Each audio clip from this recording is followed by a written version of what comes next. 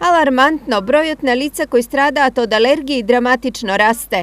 На ниво на источен регион се предпоставува дека пациенти со алергии има околу 50.000, што значи дека секој трет жител има мака со некаков облик на алергија.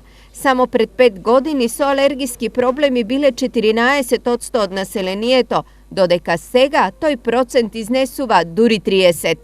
Алергиските реакции особено силни се во пролет, кога пациентите имаат најголеми проблеми. Чешење во носот,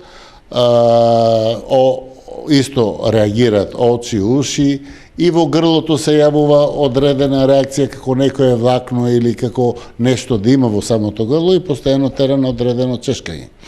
Меѓутоа, има позначаен момент кога имаме ринореа, односно понекогаш потекување на чиста бела водичка. Најосетливата состојба е веќе гушење, спастичен бронхит или активирање на астма. Втор орган кој најмногу страда од алергии се очите.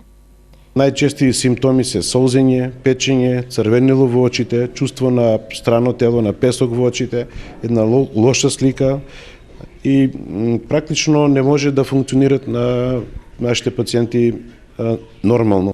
Но што всушност се алергиите? Реакцијата меѓу алергено и антителото доведува до зголемување на имуноглобулин Е и настануваат тие реакции. За сега не се познати причините за енормното зголемување на алергиите кај населението, но една од претпоставките е дека причината е загадувањето.